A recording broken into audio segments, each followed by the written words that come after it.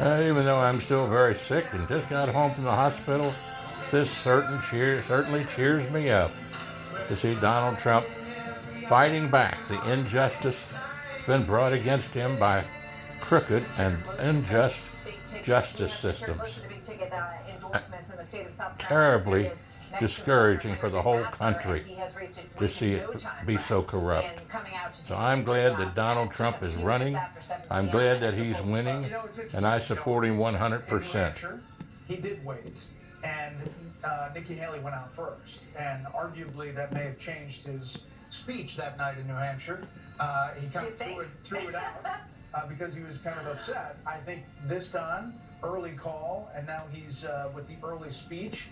We forgot the musical intro here, but you see Governor McMaster next to him. You also see in the back the former ambassador to Great Britain, Woody Johnson, owner of the Jets. Yep. He's got a lot of folks that have now said this is it. They're hoping that this is the end of this primary race, but it's not, because Nikki Haley says she's going to stay in it.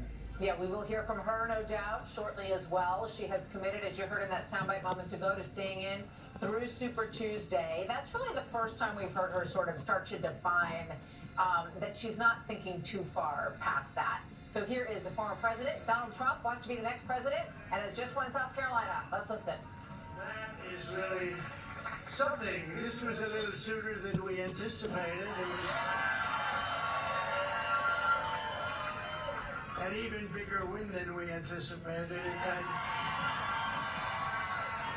I was just informed that we got double the number of votes that has ever been received in the great state of South Carolina. So that's pretty good. So it's a record times two, and there's something going on in the country. Some really great things are going on. You look outside and you see all of the horror. You see millions and millions of people coming across the border illegally. We don't know where they come from. They come from jails. They come from prisons. They come from all sorts of places that we don't want to know. They come from mental institutions and insane asylums. And we don't want that in our country. We're not going to stand for it. We're not going to stand for it. You have terrorists coming in. You have people coming in that we just can't, we can't do. Could sustain what's happening to the United States of America, no country. So we're going to straighten things out. The border is the worst it's ever been. You know, in 2016 we won and we had a bad border, and I talked about the border a lot, talked about it a lot, and said we're going to fix it, we're going to fix it. We fixed it very quickly, and in 2020 we couldn't talk about it, although we did get millions of more votes the second time. But now there's a spirit that I have never seen. We ran two great races, but there's never been a spirit like this. And I just want to say that I have never seen the Republican Party so unified as it is right now. Never been like that. And a big part of that is the people standing behind me. These are the biggest officials in South Carolina, but I say like the biggest officials in our country as far as I'm concerned. They're state figures, but they're national figures, and in the truest sense of the word, they love our country so much, and they want to see our country succeed and be respected again. Right now, we're a laughing stock all over the world. Our country is going to be respected again, respected like never before. Amen. So this is a fantastic evening. It's an early evening and a fantastic. So you can all go down and you can celebrate for about 15 minutes, and we have to get back to work because the big day, you know, Michigan's coming up. We're doing great. The auto workers are going to be with us 100% because they got sold out by this country. But Michigan's up, and we're going to have a tremendous success there. And then we have a thing called Super Tuesday, and I think we're leading 91-7 overall. 69.3 to 30.1. Unbelievably, some incredible people. Just zomped it. Right from the beginning, from the very moment we announced, and they believe in make America great again. That's what they believe in. They believe in America first. We're putting America first. First of all, my family, Melania, Barron, Don Jr. and Kimberly, Ivanka and Jared, Tiffany and Michael. They're so supportive. So supportive of me, and we really appreciate it and love them. They're great. We have a great family, and we have incredible friends, and we're going to be up here on November 5th, and we're going to look at Joe Biden, and we're going to look him right in the eye. He's destroying our country, and we're going to say, Joe, you're fired. Get out. Get out, Joe. You're fired. That's right. They're destroying our country, and we're going to... I just wish we could do it quicker. 9 months is a long time. I just wish we could do it quicker, Mr. Governor. I wish is there anything you can do with your vast powers to make that, in certain countries you're allowed to call your election date. If I had the right to do it, I'd do it tomorrow. I'd say, we're having an election tomorrow. Henry, is there anything you can do? I want to start off because right from the beginning, Henry McMaster, the governor of this incredible state, and much more importantly, his wife Peggy, she's with him all the way, I'll tell you. Never saw anything, what a couple. But I'd like to ask him to say a few words. He's a very special man, an incredible governor, very popular in the state, and really, I mean, he gave us some very good advice, and he has right from the beginning. From the day I announced I had the lieutenant governor. He was the lieutenant governor. And from right at the beginning, when I announced, then I said, I don't know the gentleman. Is he good? They said, he's really great. I said, well, I hope so. And you know what? Within about 2 weeks, I said, that guy is unbelievable. I never got the support of the governor. She supported somebody else, but I had the support of somebody much, much better, Henry McMaster. And we won in a landslide. And I'd like to ask the governor to say a few words, please. Henry? Thank you, Mr. President. I'll be very brief. Bill, I would like you all to remember this moment that you were here. This is a great moment in American history. We'll probably never see another one like it. Every time a rocket launches, it goes up slow and then it's climbing and climbing, and then boom, that next stage comes off and it goes. Well, we just did that. We just hit maximum velocity. And we're going all the way.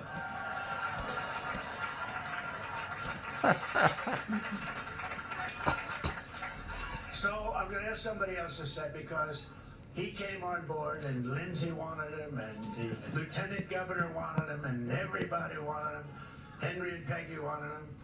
So I thought he was okay, but he didn't love speaking about himself because he's a good person. See, I have no problem with that. It's a problem. What a personality, I don't know. But he endorsed me.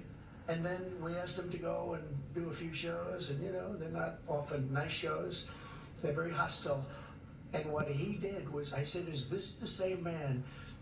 And he campaigned nicely, but he's a high-quality person. When he was supporting me, the day, is that correct, Lindsay? When he went out, Tim Scott, Senator Tim Scott, he went out, and he was ripping it. I said, what happened to Tim Scott? What a dynamo. And he has been one of our great advocates. He's been doing things that have been unbelievable, and I'm just very happy he didn't have that same energy, drive, because I think I probably would have been out of the race a long time ago. But I want to say, a very special man. I really do mean it. So many people have such great respect for him, and you're very lucky to have him in the state. Tim, please, say a few words. Hello, South Carolina! The longer I speak, the less you hear of him. So let me just ask one survey question, and you better answer it loud and clear. Is South Carolina Trump country? Amen. Thank you very much, Tim. Really great job. Amazing. Another man, not a lot of people know him. He doesn't do too much television. He happens to be a little bit further left than some of the people on the stage. But I always say, when I'm in trouble on the left, I call up Lindsey Graham and he straightens it out so fast. And I'll tell you. No, remember.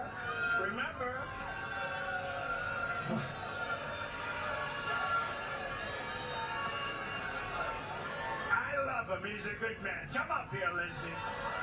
Come up here, Lindsay. Come here.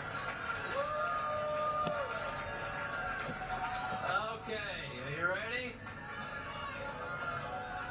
America, the nightmare you're facing is just about over. Help is on the way. This is the most qualified man to be president of the United States. And let it be said that South Carolina created the biggest political comeback in American history. Thank you, Lindsay. So, I have a son who's a very talented guy, and he works so hard, and we love him, and his wife is very good. She goes on, and Laura. And I want to thank Eric and Laura for doing such a fantastic job, and really amazing. They're amazing people. Let's go down a little list of some of the people that are up here tonight, because every one of them is a star in their own right. And your lieutenant governor is going places. You do know that, right? Pamela Abbott. And really going places. And Speaker of the House, Merle Smith, who's coming up in a couple. You know, some of these people are actually busy. He's running to get over here. But we want to thank you, Speaker of the House. Fantastic person, doing a great job for the state. An Attorney General who's been in the news lately a lot, winning cases. Oh, I wish we had such a good Attorney General like that in New York. Oh. He's a great Attorney General. Alan Wilson, thank you, Alan. His father happens to be up here too. Remember his famous, "You lied," remember? He's been loved ever since that day, huh? Treasurer Curtis Loftus. Curtis, thank you very much. Wherever you may be. Thank you. Thank you, Curtis. Mark Hammond, Secretary of State. Thank you, Mark.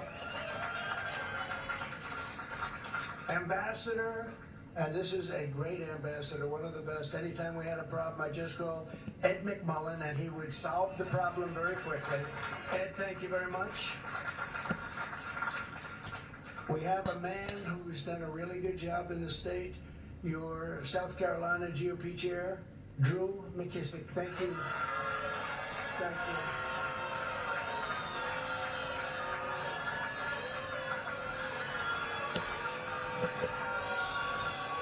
We have a highly opinionated group of people. I'll tell you, they turned very positive on you very quickly, Elizabeth. So, you have a beautiful, beautiful state right next to you, North Carolina. We love North Carolina. In fact, they named their daughter Carolina. And I said, which state? She said both. She's I think I know which state, but that's okay. But they have the most beautiful daughter named Carolina. So we love both of them. We love them both very much, and we won them both very easily. And one of the reasons we won North Carolina is a man named Michael Watley, who looks to me, we gave him our endorsement, and he looks to me like he's going to be going on to the National Republican Party as the boss. Michael Watley. Where is Michael? Michael, thank you very much. And he's going to be working with Laura. And we may be putting Kellyanne in the group too. Do we like Kellyanne? We love Kellyanne, right? But you're going to do a fantastic job, both of you. We appreciate it very much. What a job he's done in North Carolina. You know, that evening of 2020 with those votes coming in, we're leading in Pennsylvania. And all of a sudden, something happened. It went boom. And then we're leading all over the place, Georgia, and then boom. And we're leading. But North Carolina, I said, when is that going to go? When are they going to drop lots of ballots into that one? And you know what he did? He just kept that thing, and we never had a problem. And I said, that's my kind of guy. He had hundreds of lawyers. How many lawyers did you have?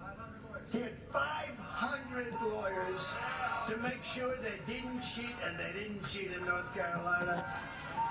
And I said, that's my kind of guy, so I appreciate it. Great job. We're very proud of you, and you're going to do a fantastic job.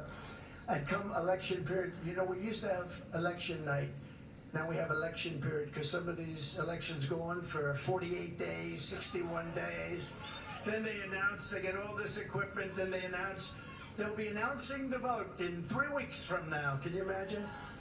They don't know what they're doing, but I will tell you, you have done a fantastic job, and we very much appreciate it. Thank you. Thank you, Michael. We also have a lot of members of Congress, including members of Congress out in the audience. This room is full of energy, and our party is full of energy like never before. And I mean it. There's never been unity. There has never been unity in our party. Just the fact, think of it, we've had a lot of primaries in this state. The fact that we got double the number of votes in history, there's never been anything like that. Who's ever heard of that? So we have members of Congress with us. I'm very proud of this one because I sort of said that guy would be great. We had somebody that did a vote that I wasn't exactly happy with. He voted to impeach your favorite president. And until then, oh boy, he'd love to have that vote back, I can tell you. But until then, he was a man that couldn't be beaten. I said, really, let's see. I said, who do we have that's good? They said, the best we have is a man named Russell Fry. And Russell Fry got out there, beat him so badly in the primaries, he had my support. And he's been a fantastic congressman, so wherever you may be, hi, Russell. What a great job. Thank you. Thank you very much. That was great. We got rid of that one. We got rid of a lot of them. Almost, I guess every one of them, almost every one of them now they're gone. The impeachers are all gone. Nancy Mace is here, a non-controversial person, but she's a real advocate, and she's become a real advocate, and I appreciate it, Nancy, very much. Thank you very much. She's a very strong woman, and we want strong women. We like strong women. William Timmons, Congressman William Timmons, has been a fantastic warrior for our country. Joe Wilson, I spoke to you about him before. He is tough and he is smart. And he and his beautiful wife produced a wonderful, wonderful Attorney General. So Joe, thank you very much, and you've done a fantastic job, loves our country. Michael Waltz knows more about the military probably than anybody. And we see him on a lot, and I always want his opinion. And he's got very strong opinions, and he hates to see what's happening to our country. That I can tell you, but he'll straighten it out. We'll all straighten it out together. Michael Collins. Michael, thank you. Thank you, Michael. Great job. A very non-controversial person, but a very good person. People don't understand. This is a very good person, and he's a very capable man, Matt Gaetz. Thank you, Matt.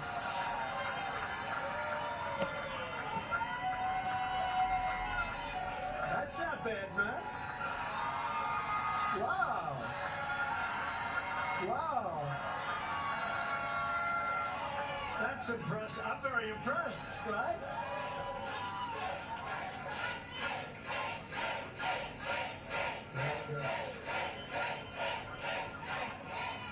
Matt, what's going on? How many people did you put up here, huh?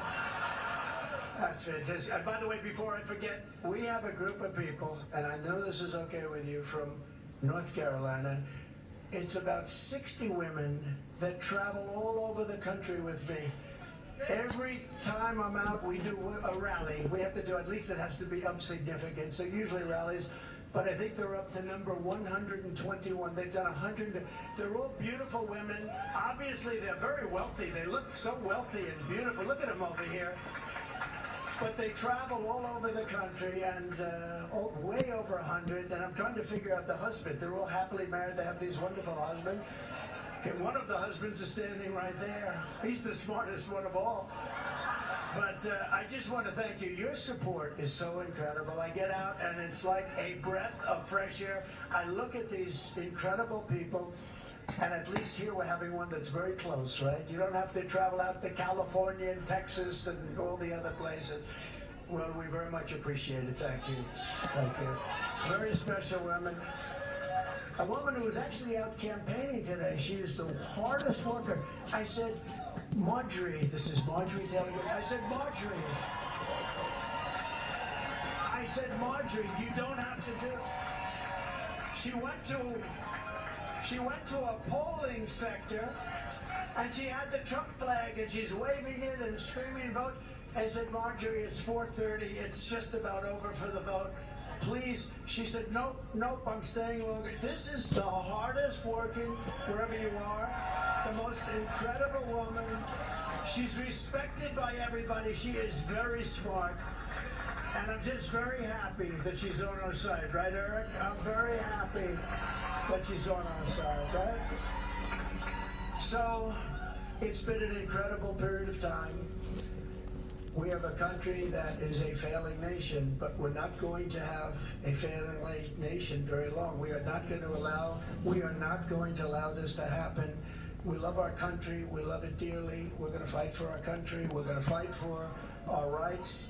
We're not going to let this go on because it is not sustainable by any country. You cannot let, I believe, the number by the time we get him out. And remember the date, November 5th. It's going to be the most important date, perhaps, in the history of our country. The election is on November 5th. So we have Michigan coming next week. We have Super Tuesday. We have Ball coming. You know, we've set a record so far in every single. In Iowa, we got the most votes in history times 2, just like this. The biggest margin ever. We then went to New Hampshire. You know, New Hampshire and Iowa, they've been around a long time politically. And we went to New Hampshire, we got the most votes in the history. That's like who has the most home runs, who has the most hits in baseball, or who threw the most touchdowns in football, who got the most points in basketball. It's very simple. We got the most votes in the history of New Hampshire primary. That's a tremendous, and that goes back so many decades, and we beat them. You know, you have John F. Kennedy, you have a lot of good people to beat, and we beat them by not a little bit, by a lot. And then we went Virgin Islands. I want to thank the Virgin Islands because they made a very strong play for the Virgin Islands, and we got 100% of the Virgin Islands. And then, of course, Nevada, as you know, we went to Nevada. We got 99.6% of the vote. And then they had a primary, and this is no candidate. You know, it's called, this is at various forms, unknown candidate, but this is no candidate, got 65% of the vote, and they think I was the no candidate because it was a caucus, it wasn't a primary, and you have to know what you're doing. You have to go into the caucus, not the primary, but without going into it, I think we won by 50 points or something like that. So, and then we come here, and what an honor this is. You know, in South Carolina, I've won every primary by a record, and we've won every election by a record, and people like these two, and like this great governor and your great lieutenant governor, and I have to say, thank you very much, Pam. What a job. Thank you. They make it really easy, and many of them, as I was announcing, it seems like a long time ago, but as I was announcing, before I finished the speech, they said, we're endorsing Trump. Those are friends. Those are great, great friends. And we had some strong competitors. I mean, we had some very strong competitors, but these were real friends. South Carolina, thank you very much. Go home, get rest. We have a lot of work ahead of us. We love you all. God bless you all. God bless you all. God bless you. Former President Donald Trump with a huge win in South Carolina, coming out early, addressing his supporters in this room. He has a lot of supporters there, and he went through a list of a lot of folks that are not from South Carolina, but happen to be on the campaign with him at every stop. and thanking all of them, thanking his family. You heard briefly from Senator Tim Scott, who only 84% support Trump among the rural residents there. They give him 75%, 72% of white evangelical voters, and 71% without college degrees went for Donald Trump. These are all similar, or even in some cases, greater percentages than we saw in New Hampshire or Iowa among GOP voters. Now look at some of these key groups, okay? We dug in and asked questions that we didn't even have in New Hampshire or Iowa. This is particular to South Carolina. Veteran households, the military households. They largely broke for Donald Trump. Look at this, almost a 30-point margin there, even after he criticized former Governor Haley's National Guard husband for not being around during the campaign. Now, he even trumped Nikki Haley with the women voters in South Carolina. 63% cast their vote for him. And in New Hampshire, remember, that number was about 55%. So he's winning with women in South Carolina by even bigger numbers. He's a popular guy, clearly. Back to some of those top findings of the night, where we asked voters what they like about Donald Trump. Most say they see him as a strong nominee. Large majorities say that Trump can win in November. That was important to them. They believe he'll keep the country safe. They'll fight for people like them and believe he has the mental capability to serve effectively as president. For the record, by the way, Nikki Haley does have lower support in each of those areas except for mental capacity. She does edge out Donald Trump by a couple points there. She got 76% who believe she has the mental capacity to serve. Another one of our top findings of the night does show many voters giving Donald Trump a pass on his legal woes. Remember, we asked this in the previous primaries as well. Many in South Carolina say he has done nothing wrong regarding the January 6th case, the 2020 vote count, more than 53%, or classified documents at his home in Florida.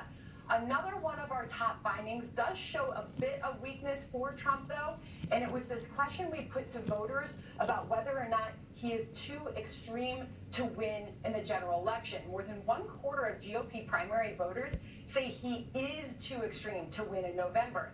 That's about twice as many as feel that way about Nikki Haley.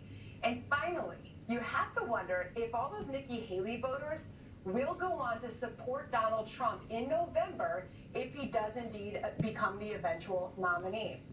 So here's the findings.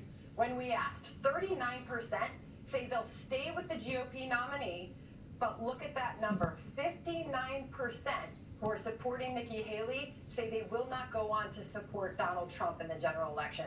That's among Republican primary voters. So that's the very, now we'll have more for you soon. I think that was off script. I'm really happy for President Trump tonight. No, I'm here as Fox News. That was news to me. I'll give you any breaking news as it develops. Okay.